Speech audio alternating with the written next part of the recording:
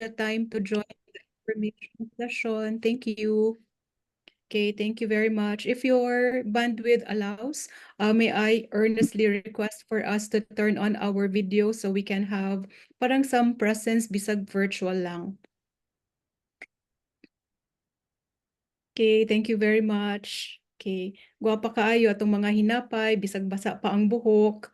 Okay, so thank you kaayo. Okay, let us start with a prayer. Thank you, Miss Jackie, for also joining. Okay, thank you very much, Mr. Carlo Ang. Thank you. Your hinapay is nice. And let us start with a prayer. It is will be followed by Savior hymn.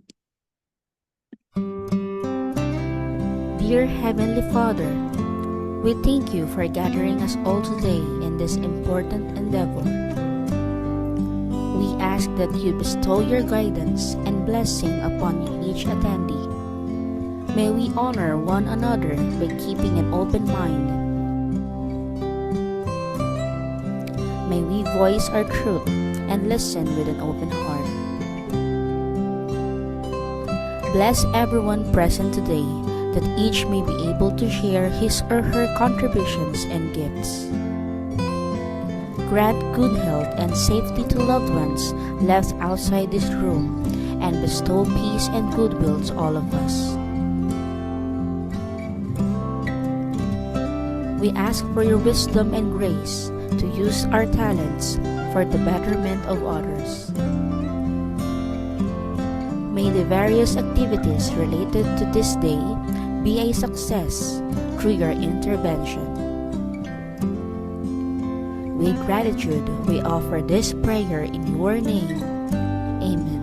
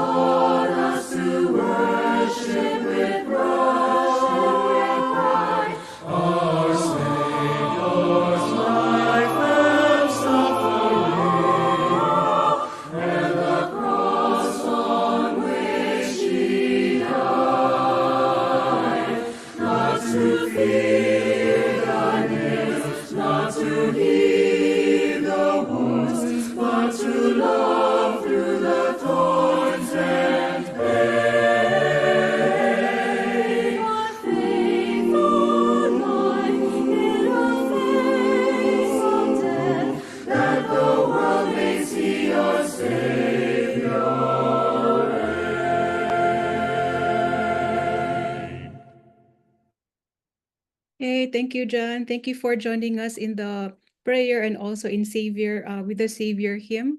All these things we do for God and country. So may I share my screen?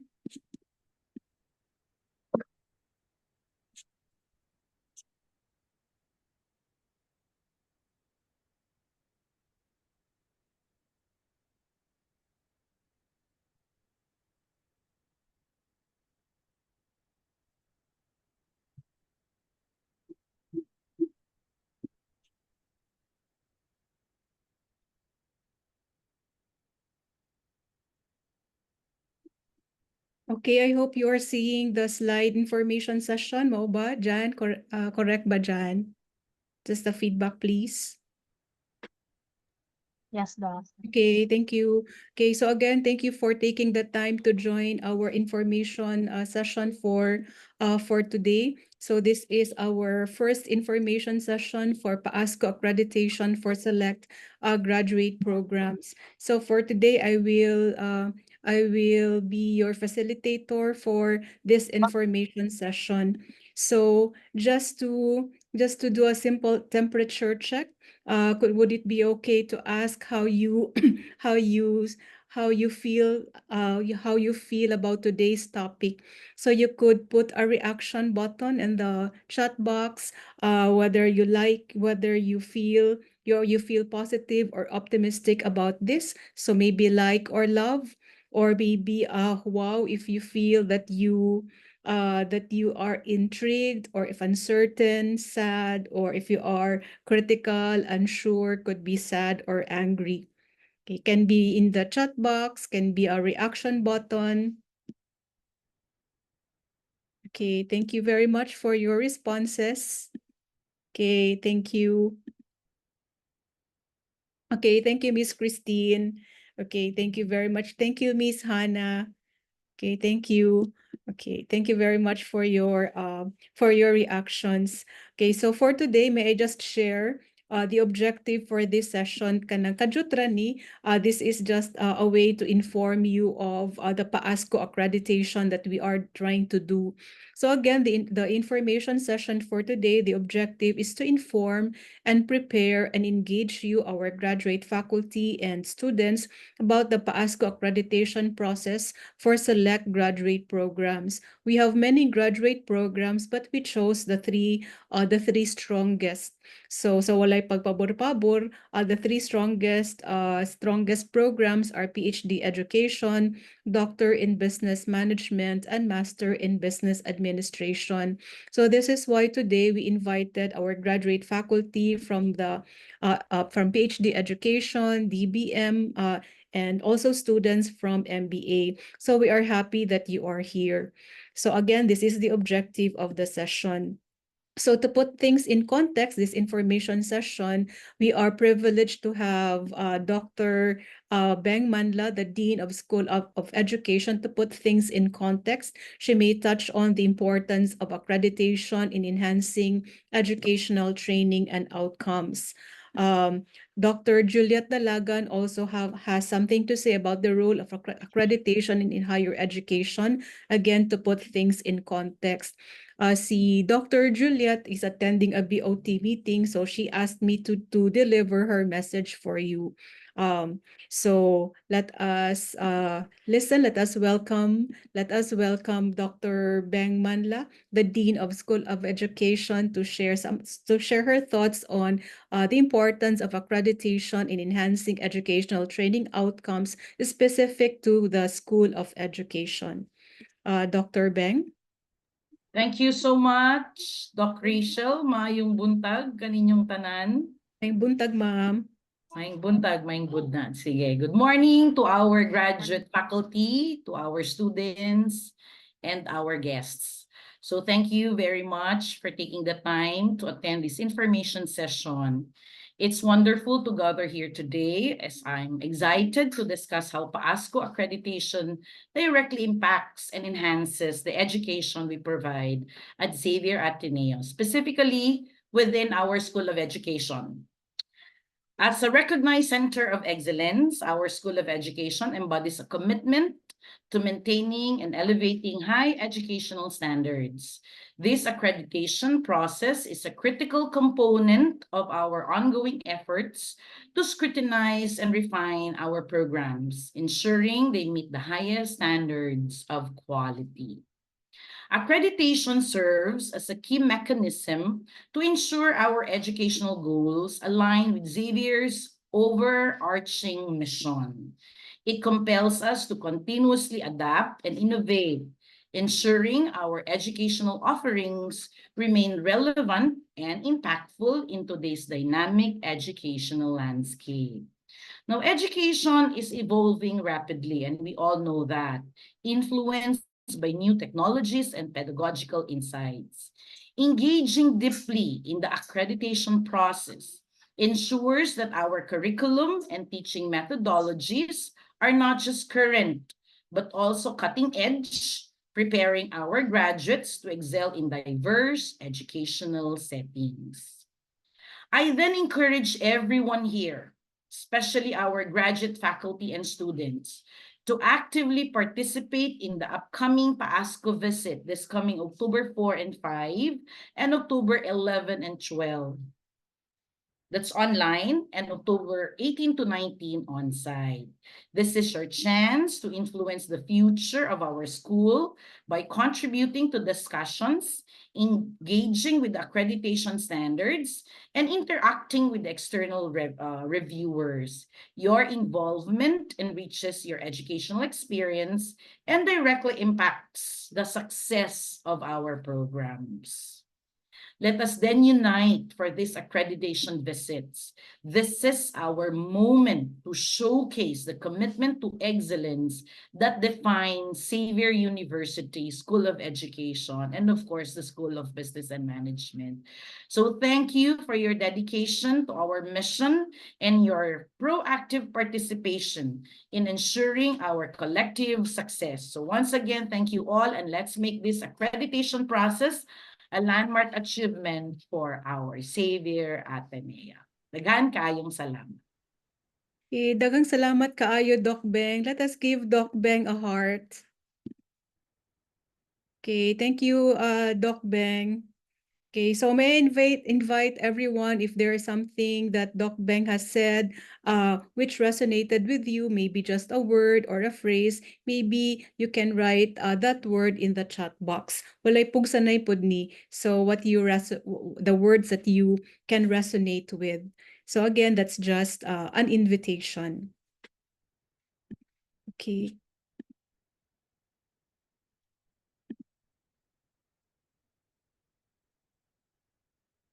Okay, thank you again, Doc Beng.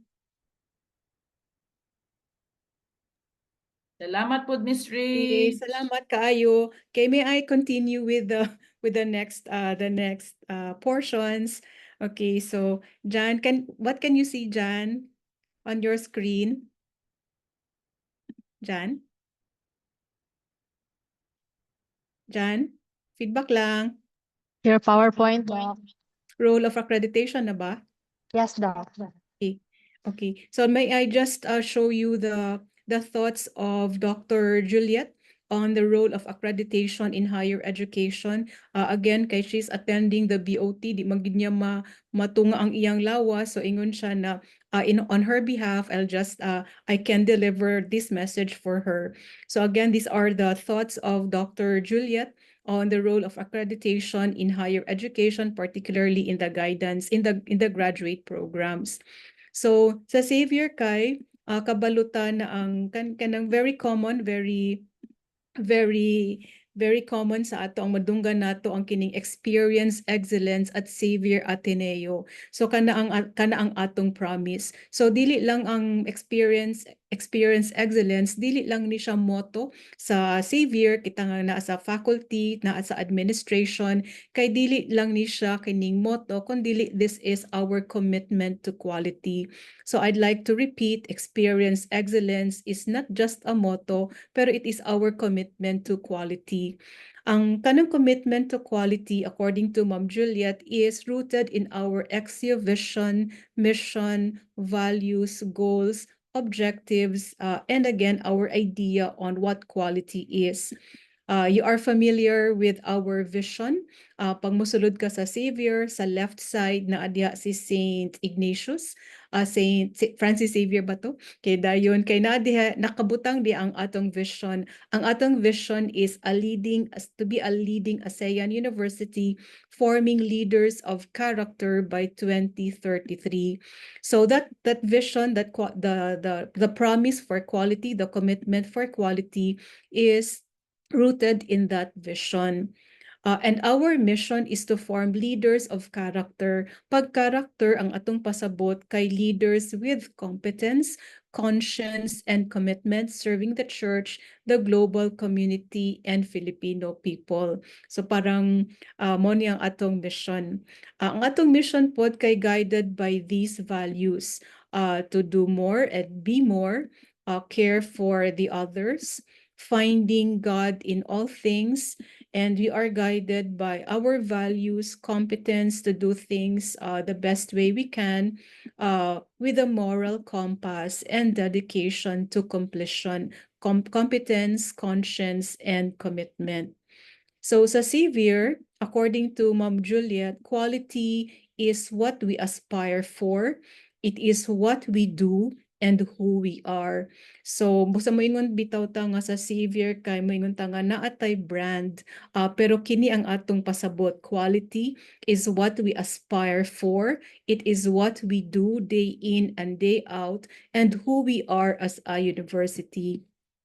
Pero for purposes of this information session, gusto lang po nato ko klaruhon unsa ang quality sa Xavier Ateneo. Ang quality kung sa Xavier Ateneo ang atong pasabot kay it is the achievement of attaining even the minimum standards based on learning outcomes. Ang minimum standards kay set by CHED.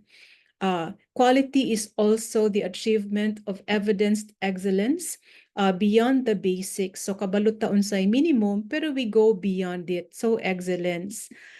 Quality pod is the implementation of our vision, mission, and goals.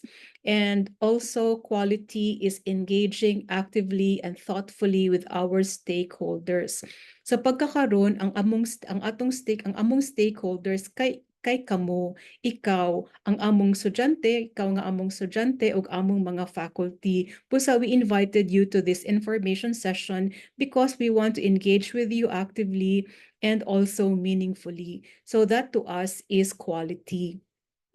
So ang Xavier pod kay we do the pasensya ani nahiwi man ang akong circle oy kay pero ang quality is we do PDCA, so plan, do, check. So quality is a way of life in Xavier Ateneo and the process is PDCA. Plan, we set clear goals and with a Xavier Ateneo vision, mission, and goals. We will do, we implement the strategies across operations, academic and administrative, and we check. So in the last few years, we have been doing this checking. We monitored and evaluated the impact of our strategies in a self-survey. And we are doing act, adjust, and improve based on feedback. So we do plan, do, check, and adjust. So in monitoring, we evaluate our alignment with PASCO standards through self-survey and self-assessment. Parang dugay-dugay na pud na mo gihimo mga almost 2 years or close to 3 years. And the goal is that so we can meet the accreditation criteria. So again, this is the quality is a way of life in Xavier, and what we do is to plan, do, check, and act. So ang pangutana pod karon is what is accreditation? Kay permi man nato madunggan ang accreditation. So Ma'am Juliet shared ang accreditation is a concept based on self-regulation, on evaluation and the continuing improvement. Accreditation is also a process by which institutions such as Xavier Ateneo continuously upgrade our educational quality. Accreditation is also a status granted to educational institution which meets the standards of quality or excellence. So ang accreditation is a concept of self-regulation, a process of improvement, and a status awarded to these programs. So ang programs na to again kay PhD education, DBM, ug MBA. So for the graduate school, the first 3 programs that will undergo accreditation, the strongest tungod kay we have the faculty lineup. We also have very good students. Our PhD education, again, DBM and MBA. So our target, ang gusto nato ma-manifest gyud, is for our programs, PhD education, DBM, and MBA to be PAASCO accredited. So mo na ang atong gusto mahitabo, mo na ang atong gusto i-manifest. So PhD education, PAASCO accredited, Doctor of Business Management is PAASCO accredited, and Master in Business Administration also PAASCO accredited. So kada ang atong gusto i-manifest. So ang pangutana pud lang nato ani kay, why is PAASCO accreditation important for the graduate program? So kano kinahanglan pa man nato siya ipa-accredit? So before na ko siya ansiran this question, okay, let me just kanang clarify that all our graduate programs have government recognition. Ako lang klaruhon kay basin min ka nga koloro mga atong mga graduate programs dili. Ang atong graduate programs kay tanan graduate programs in the university from the College of Arts and Sciences to the College of Nursing, tanan graduate programs have government recognition. Ang pasabot sa government recognition, GRs are issued by CHED.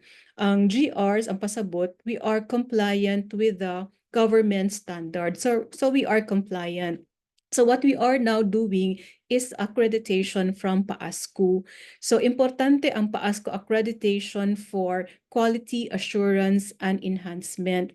So we're not only compliant to the minimum standards, kundi we are actively enhancing the quality of our academic offerings. So another reason for doing accreditation is related to reputation and recognition. So it amplifies our prestige, our brand as Xavier University. Maayo naman ang reputation sa university, sa brand tungod sa Xavier Ateneo, pero it can be enhanced. Another reason is autonomy and first-time accreditation. Sa pagkatinuod, this is our first time to apply for accreditation for PAASCO. And the reason really is because we don't have the faculty credentials in the last year. So karon pa ta nakaabot og ingon ani. Dugay na ang Xavier graduate programs pero this is our first time. So this is one reason. Another reason also for PAASCO accreditation is institutional benefits. The institutional benefits of PAASCO accreditation could include maybe substantial funding, we can improve student recruitment, and even expand our ability to form strategic alliances with other institutions. So nga nung magpa-accredit man ta, nga naa naman tay government recognition. So mao ni ang mga reasons, again, quality assurance and enhancement to enhance also our brand, our reputation. Also, we're hoping for autonomy, and this is our first time accreditation, and also funding opportunities and strategic alliances as institutional benefits. So mo nang reason nato from our point of view nga no gusto ta magpa-accredit sa PAASCO. So ang PAASCO accreditation again is not a supplementary credential, dili siya dugang, kundi it is a strategic framework that advances Xavier Ateneo to advance or higher educational standards. So gusto gid ta mag-improve. Sa Japanese kay na ay word nga ikigai. Ikigai is continuous improvement. So diha ta gusto paingon. So ang pangutana karon is why WIIFM? Base na kabaloon sa meaning sa WIIFM. What's Pwede in it for butang me? sa chat box. Unsay pasabot ka na aning WIIFM. Okay, +5. Anyone? Unsay pasabot sa thank you, Sir Rusty. Okay, yes, Ma'am Beng. Okay, so WIIFM is what's in it for me. So kung ako faculty or ako pod estudyante, what's in it for me? Syempre klaro sa Xavier unsay among benefits from the standpoint of of the president from the standpoint of savior, pero para sa estudyante, para sa kita sa atong mga estudyante ug para sa atong faculty, unsa man gyud ang atong madawdaw ani, unsa man gyud atong makuha ani. So may I here present some of the things that can be some advantages to our graduate students. So one advantage is superior quality education. So if our programs undergo evaluation to maintain high standards, the evaluation, this may mean that that our programs will be refined and upheld continuously. So pwede siya ma-improve. Another advantage for our students kay increased career opportunities. Ang mga atong mga graduates from accredited programs, it often leads to enhanced job prospects and career advancement. Kay mangita man ang mga employers, our industries, institutions which are accredited. So increased career opportunities. For our graduate students, another advantage pod kay kanang access to advanced resources. So we are hoping that our programs will be required to maintain up-to-date facilities and resources and practices. Kay mag-maintain na gud ta og standard. For our graduate students, another advantage is professional development and networking. So we hope to also connect with industry leaders and academic experts. And again, global recognition and mobility. Okay, our degrees from accredited programs are also, we hope, to be recognized internationally.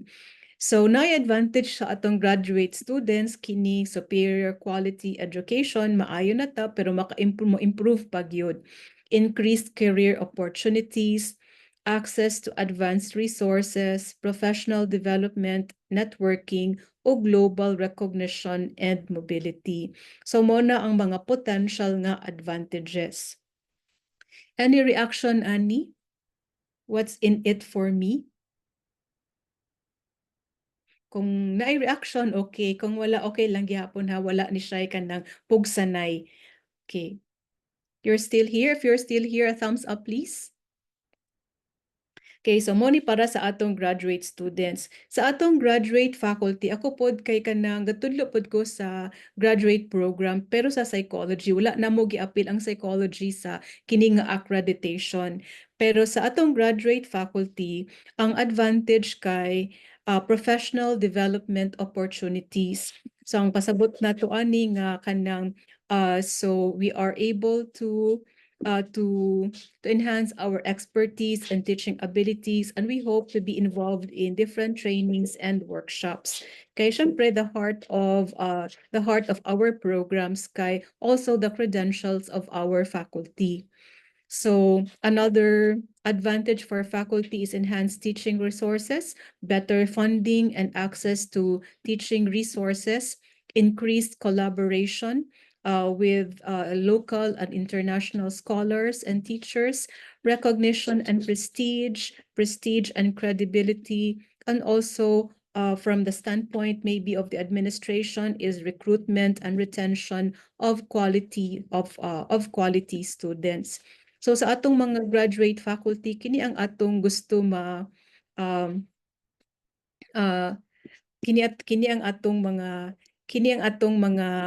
mga advantages. So mo ni sa graduate faculty. Okay, any reactions here sa atong mga graduate faculty?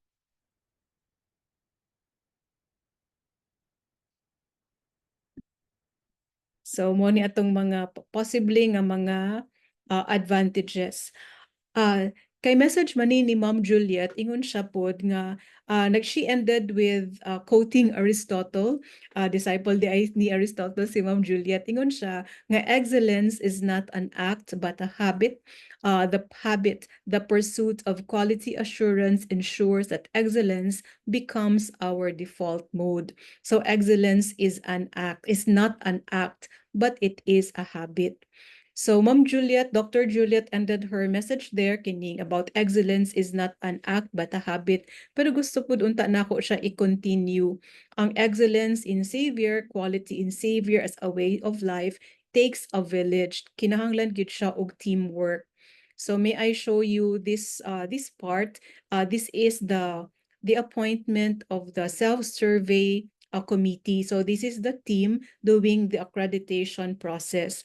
So for the graduate studies self-survey committee, I serve as the executive chair, and there are many sub teams.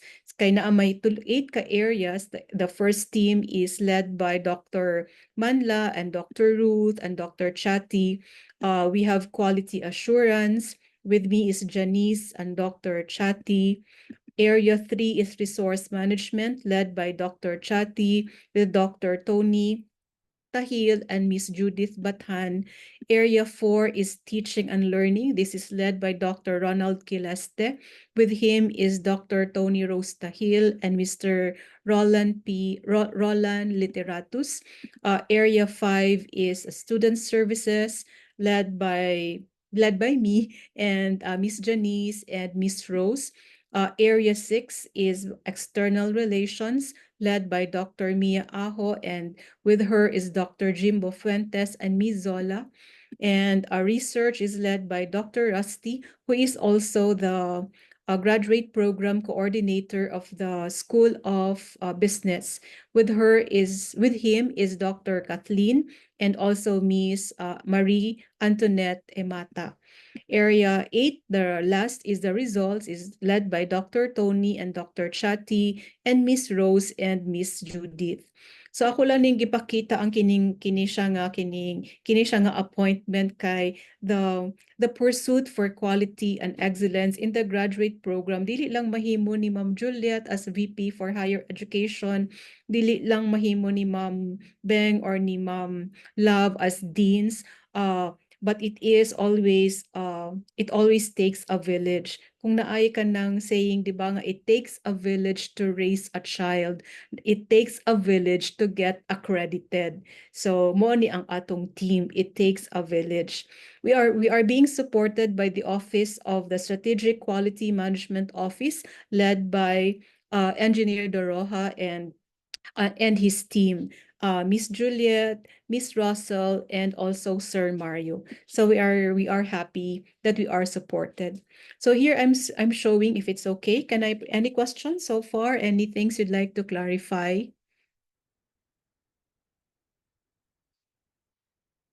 So may I here share the tool? This is a new tool for the of PAASCU. So naay 8 areas for evaluation. So in the last 2 years, we have been doing self-survey. So ang atong gi-evaluate nga mga areas kay 8 kabuok. Okay, the first is leadership and governance. The second is quality assurance. The third is resource management. Fourth is teaching and learning, student services, external relations, research, ug results. So mao ni ang bag-o nga tool, bag-o nga measure sa kaning PAASCU. So amo ni siyang gi self-survey. So we are thankful for all the support. We have already submitted these reports to PAASCU katong September pa. So we are already ready for this. So for each area na ay rating, 8 ka areas naapod siya mga ratings. So ang rating can be 1, which means less than fair, but pasabot significant improvement needed. Ang 2 is fair, ang 3 is good, ang 4 is very good, ug 5 kay excellent. So katong 8 ka areas among gi-self-survey unya among gitagaan og rating. The highest is excellent ug ang the lowest is 1, less than fair. So may I just show you a summary if it's okay? Okay pa ba? Kung okay pa ba, thumbs up please. Okay pa ba? Can I just show the summary of the ratings? Kay basin pangutanon unta nya tanong kay mag-prepare ba ta for interview. Kay we are expecting some of you may be called by PAASCU accreditors for an interview. So just so you have an idea of what we have been doing in the last few years.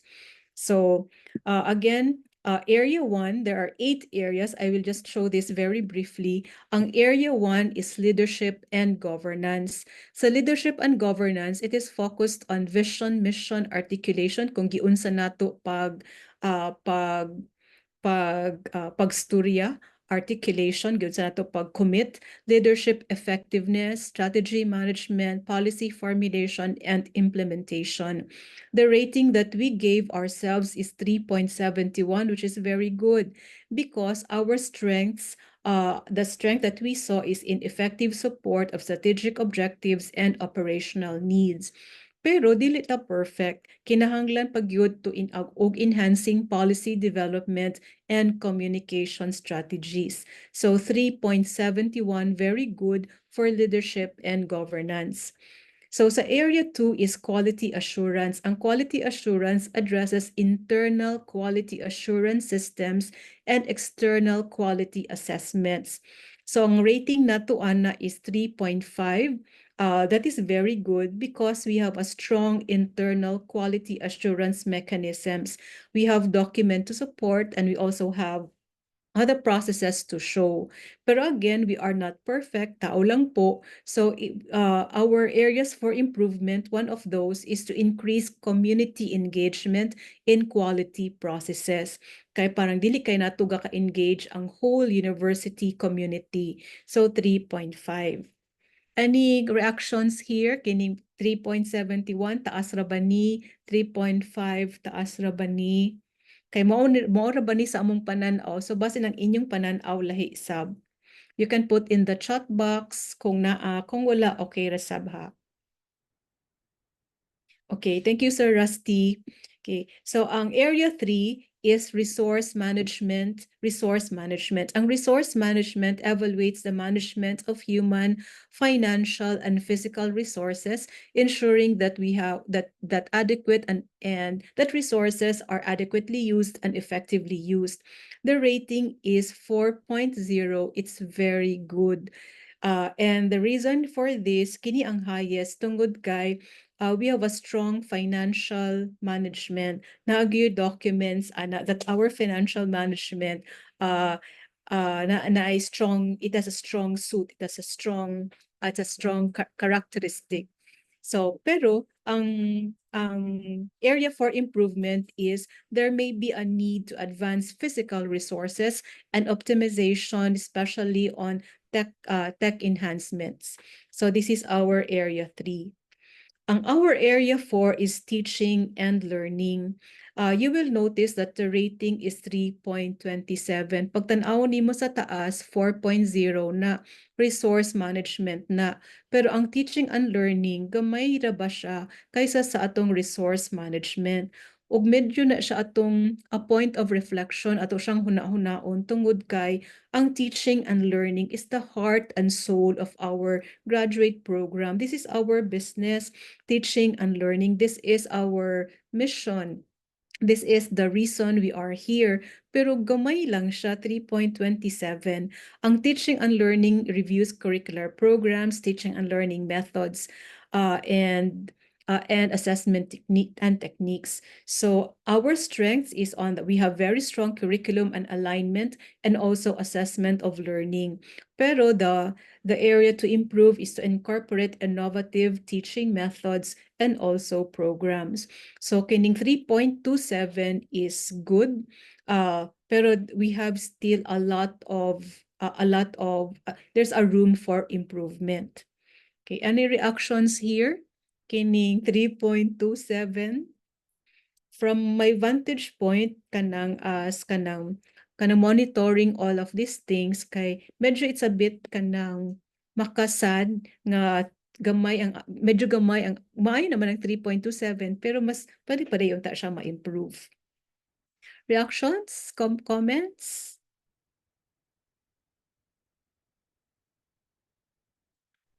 Pwede ma-unmute?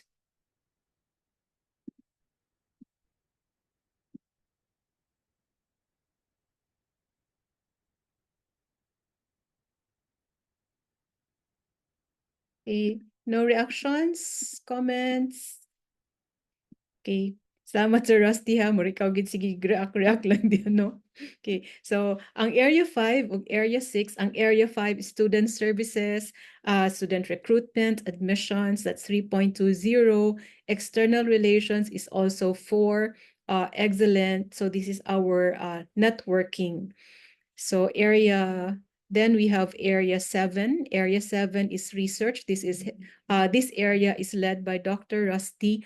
This area focuses on research and management collaboration. We have a very good score, 3.75.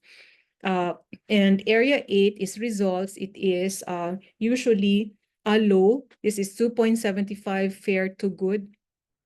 Because ang results kay this includes educational outcomes, how our outcomes are used and utilized. So kana man ang atong kinahanglan pa i-document. It's not that wala nato nahimo, it's just that we have to document. Daghan na kaayo ta nahimo, but we are kanang we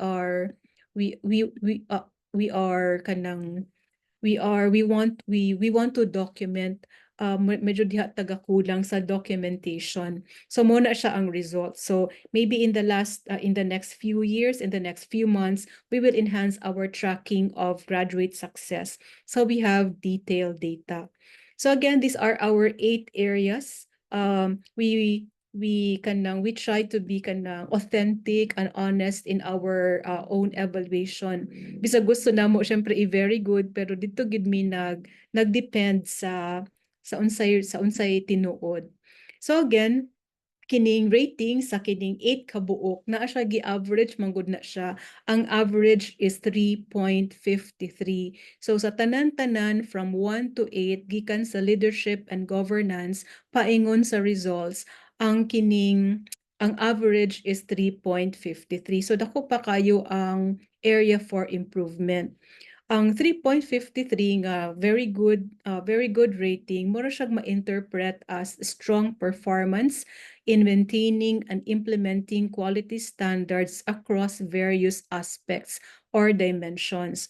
Or we can say that we are operating above basic competency levels. So mo na ang atong pananaw kapag kay sa Xavier baya kay Magis baya ta, we want to do more beyond the minimum standard. So I think kining 3.53 is a reflection of that value. Okay. Yes, Doc Jackie. Yes, Ma'am Jackie. Okay. Thank you very much. This will be just very short, hapit na pud ko mahuman. So, unsa may mga dates nga atong bantayan? So, ang atong mga bantayan nga dates kay ang online, ang PAASCO will come because our approach is a hybrid. So, online ug on-site. Ang online kay karong October 4 and October 5, that's a Friday and a Saturday. Dayon, October 11, also Friday and also Saturdays. So sa inyong klase siguro sa October 4 and 5, October 11 and 12, some of the PAASCO accreditors will enter your Google class or your e-class or your synchronous classes because they have already been given Google links. So mosulod sila on those days. Sa on-site, October 18 and 19, muanhi gid sila. So some of them may visit your classes. So they have been already given schedules sa inyong klase. So uh,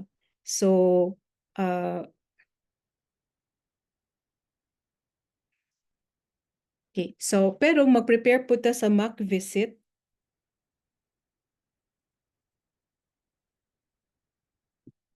Okay. Ang mock visit kay the on-site is on September 13 and 14.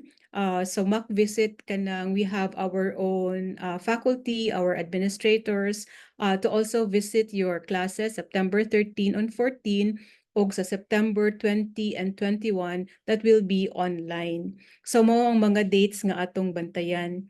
So for classroom observations kay we are to prepare for class observations on-site and online and a possible interview. So to help you prepare with the best practices to prepare for PASCO class observations and possible interview, can I give this to Dr. Rusty Hevero? Dr. Rusty is the Graduate Studies Director of School of Business and Management. So let's give Dr. Rusty clap, please. Thank you very much. Good morning, everyone. Can I be heard? Medyo hinay, sir.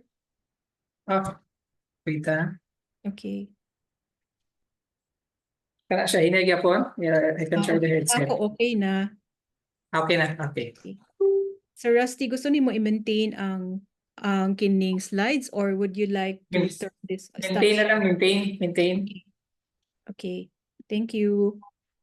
Okay, so of course, it's important that we, the faculty members, together with the students later on in the discussions, are also prepared to for the upcoming visits, both online and on-site. Now, siguro my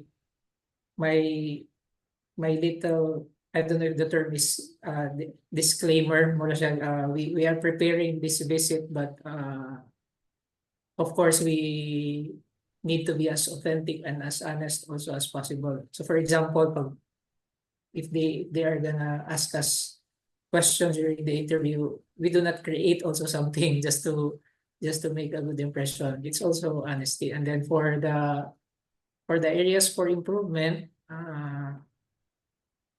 siguro katulong pong may mga kalikot-kot sa certain faculty or sa dili po nga marang wala tawag yan to siya may kaya ako ni button para magamay agad. So let's just be as honest as possible. Kana lang siguro ang akong marang intro na statement. So for our preparations, of course, some of the things that we need to prepare as faculty. So here we have the document preparation, setup, engagement strategies, and presentation.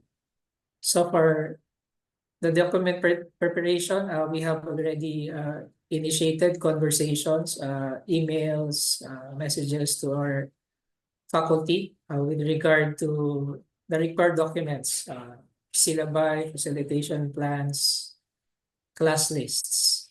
Of course, we need to prepare the hard copies also and organize them into a folder for each course, especially during the actual visit. The hard copies are really important. Then for the setup, for the online, we arrange the workspace for clear visibility. And of course, we are advised that we test our connectivity, not just during the day, but way in advance, so that during the day itself, we are already good to go. For the physical classroom, so we facilitate easy movement and interaction, so we set a chair for the observer. Of course, if it was an undergrad class, masayon man siya because there are two doors in the classroom. So yung back door, there's a chair there na it's really clear for the observer. But for classrooms that are in the AVR, for example, so the entrance are really in the front. So I think the PASCO accreditors will just help themselves also and go to the back portion. That's what they usually do also. Because I've had a class before sa Little Theater, and then the observer just quietly got inside dito sa back area. Engagement strategies. So of course we can use digital tools for the on-site, so like polls, quizzes, discussion forums. And if you notice during the discussions of Doc Rachel, even though there are no parang verbal comments from us, she would encourage us to do the thumbs up, the heart sign. So another thing that I observe also during Zoom sessions is they also utilize the numbers, kaning type 1 if you are excited, type 2 if you are, so pwede ka pa nila na. Then for the on-site. So we, of course, encourage that you also have interactions and not just pure lecture. For the presentation, so for the online, we ensure that the audibility and visibility is clear. For the online, of course, we are encouraged to dress professionally, use clear and strong voice. Those who have voices na medyo hinay, of course, we can request in advance na microphones will be set up in the ATR. So can we go to the next slide? List of materials. I discussed that already earlier. So yung core syllabus, of course, we want it to be outcomes based. And then for the facilitation plan, we have sent already some samples also to guide you with them para dili na siya lisod na you fill it up from blank forms. For the class list, of course, current students enrolled in each course. And for the online class access, we are of course expected to have a link to be given to them. What we did actually to aid the faculty was to, I'm not sure sa education but sa SBM, we created the link for the faculty so that us in the office, we have the link. The faculty has the link. Then in case PASCO would last minute ask for the link, they would not have a hard time contacting us, and then we need to contact the faculty. So the links are prepared by us, provided to the faculty. In case na students na mawala sa link, you can also ask us for the link. Next slide, please. Okay, so for possible interviews, so review program goals and outcomes. So these are the typical questions. Can you describe the teaching method that you use? It's particularly effective. So here you can provide a specific example of an innovative or proven teaching strategy. For assessment strategy, so how do you assess student learning and success? So one tip there is you discuss your approach, various methods, and how the feedback informs and improves you of your teaching. Of course, now we can, how there are rubrics how we assess our students. For feedback implementation, so one possible question is how you incorporate feedback to improve your teaching. So you can highlight here an instance where the feedback led to a change in your teaching strategy or a course content. No? Then for inclusivity, so what strategies to ensure inclusivity in class?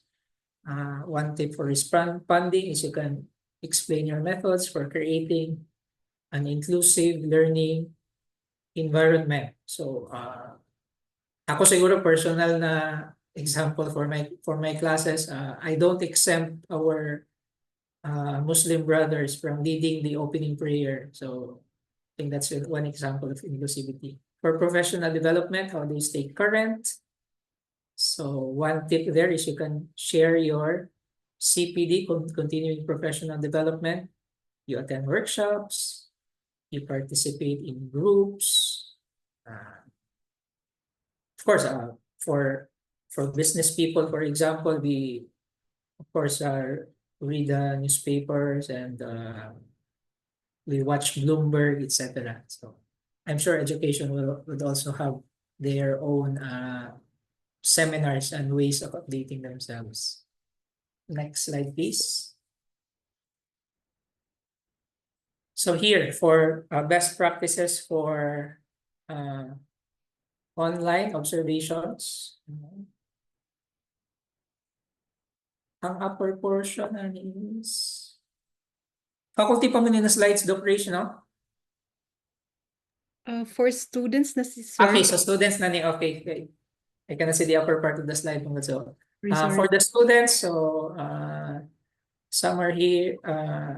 I'd like to acknowledge medyo gamay ang population there is sa Zoom, but actually there's one class of Sir Jet Un that's mura sila kuan.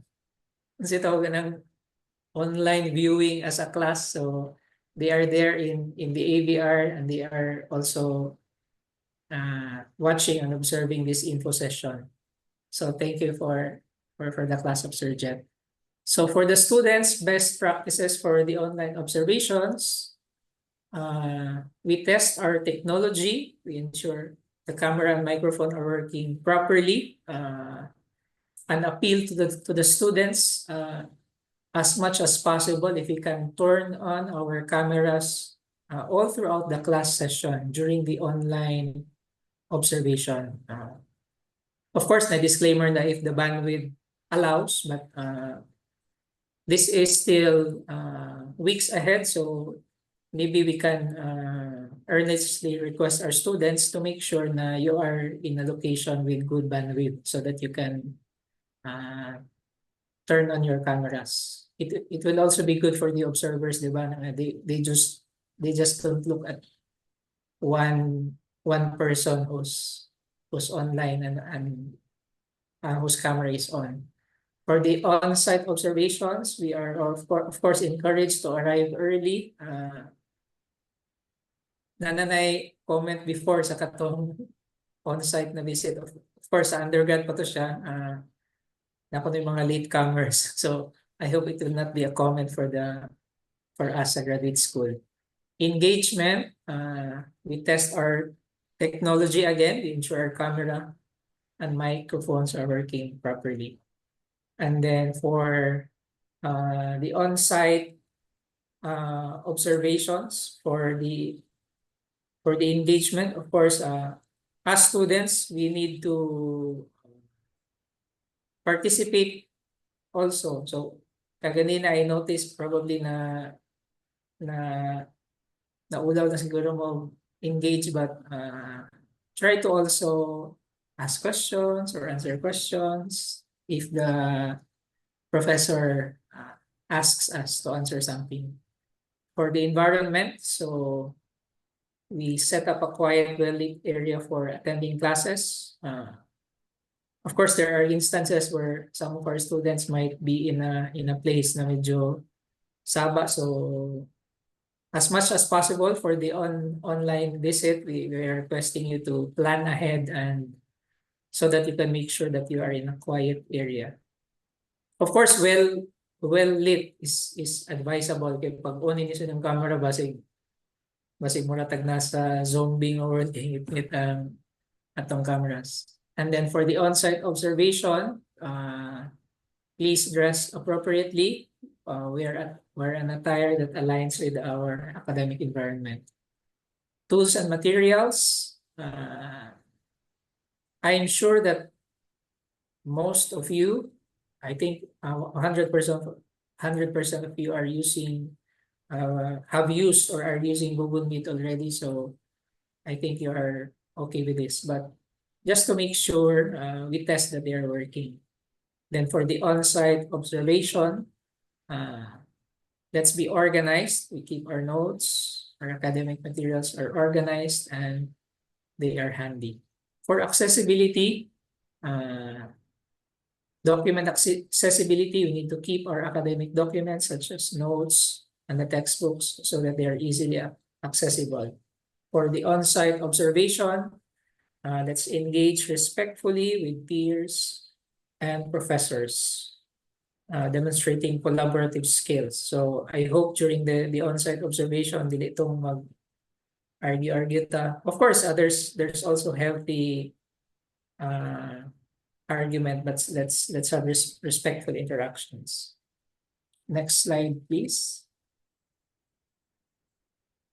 So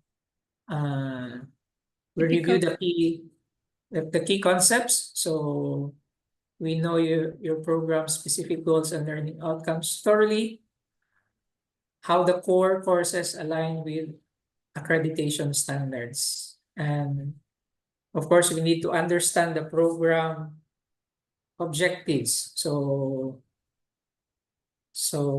be clear on the program's goals and learning outcomes. Be prepared to discuss how these are being achieved through your coursework. So these are for the possible questions.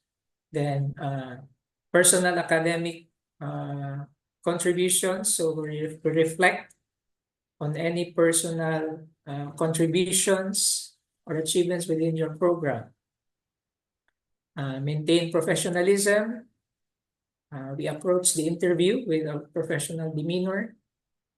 One example that I can give here, especially if it's an on-site interview, is yung how we sit. If we are seated, kato ko nung magsandig ka mo interview, then mag-cross kasi yung arms, that will show na you are not open, you are not attentive. So kung mahimo kung maglingkod daw during interviews, the professional way of sitting is dili ka magsandig, medyo mas dool ka sa edge sa seat, and of course we sit upright and erect. Then prepare for the common questions. So there are possible questions that can be given to us. So we anticipate this question so that we can have responses also. So maratag ko na, marang Miss Universe nga na pangadamong gamay. Of course, I'm not telling you nga you memorize all the answers, but it's good na we anticipate the questions para we can have keywords that we have in mind when we answer. So next slide, please. So for example, this one, program choice. So what inspired you to choose this particular program at Xavier Ateneo? So personal and professional reasons, maybe some aspects of the program or faculty that influence the decision. I think some students would also mention here kanang because one colleague or one friend came from Xavier and then said na, oy, okay ang kuan nito, masteral doctoral program. And I was influenced. Curriculum alignment. So how does the curriculum align with your career objectives? So you can link the courses, workshops directly to your career goals. Significant project, so a paper or a project that you found particularly impactful. So you can choose one project or paper, and you can talk about the relevance of it to your field and how it impacted your growth. For program involvement, possible question here would be, what improvements would you suggest for the program? So here, of course, you are welcome to be honest, and that can also be helpful for us, diba? Because as a principle, continuous improvement is really important. We know that there's still room for improvement, so we provide constructive feedback aimed at enhancing our quality. So for practical theoretical integration, how does the program integrate experiences with theoretical learning? So you can provide examples of how practical experiences are blended with the theories. So one example that I can give here is when we discuss something in the classroom, we connect that to real world experiences, or how you can apply it to your companies or for education masteral and doctoral students. So how you can apply it in your institutions or in your schools. Next slide, please.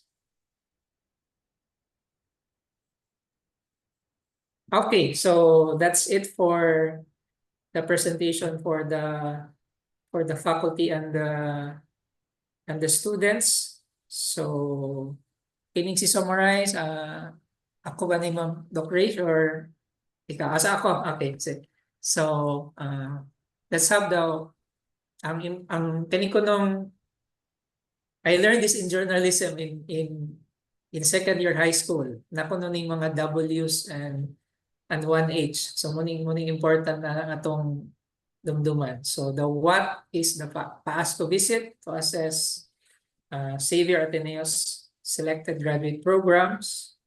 So ang katuko nung duha ka programs nga mga isog, pero yun si Dr. Reyes katong ready na pod for visit. PhD in Education, Doctor in Business Management, and MBA.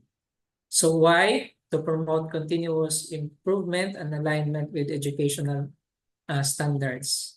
Again, continuous improvement, kung makabantay mo sa balik-balik, no, because we must not be satisfied with what's our current status. How? So it will be a hybrid approach, both online and on-site reviews to evaluate our practices and engagement across different operational contexts. So here are the dates to remember. So the dates will be sent to you. Pero katong mga OC, gusto gid o na sila copies o pwede ninyo picture ng screen karon. These are the important dates for the online PAASCO visit. Actual visits online will be October 4 and 5 and October 11 and 12. So these are actually Friday and Saturday instead of praise, diba? Then for the on-site, it will be October 18 and 19. So ay lang mo kawala sa online o on-site kay medyo pare-pareha ba sa spelling. For the mock visits, on-site will be on September 13 and 14.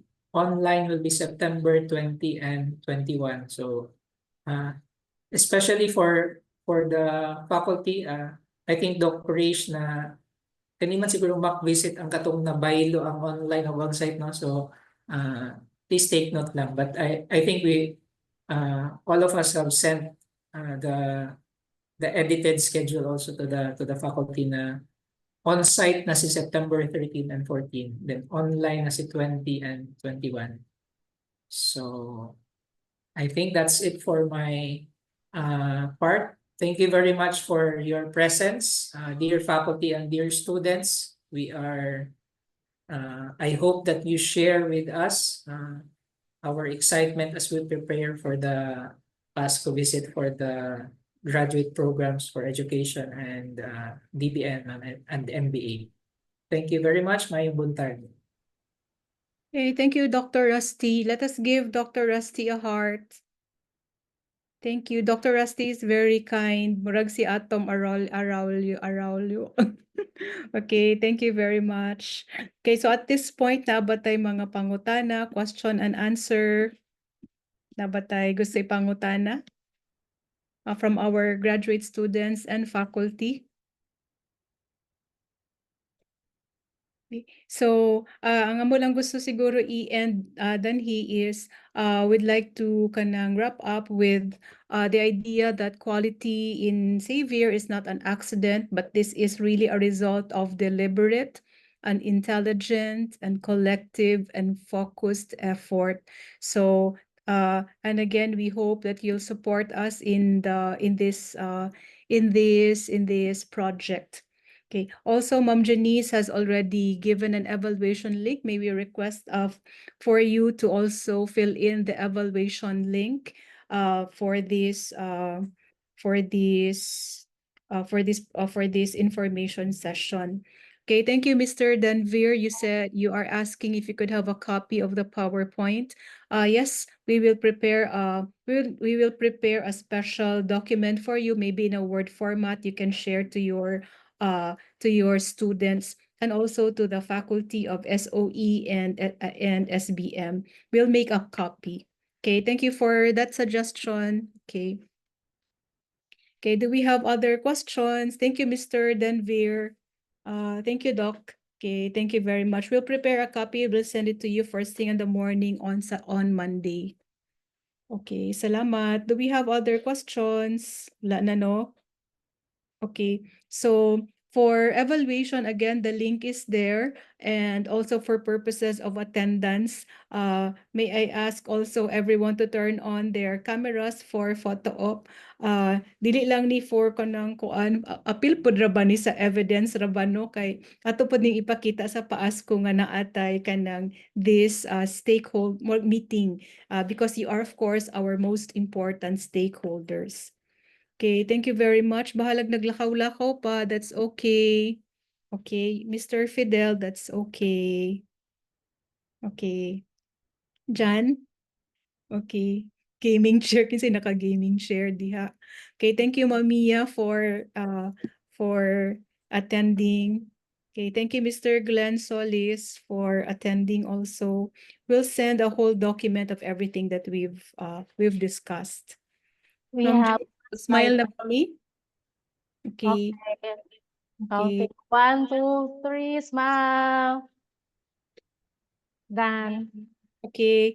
Thank you. John, could you do that again? Kaya wala nakita si Mr. Randy and Miss Phoebe and also Mr. Dr. Daryl. Maybe you'd like to turn on your camera. And also Rose. Okay, thank you very much. Para mapil na to tanan si Mr. Randy and Phoebe.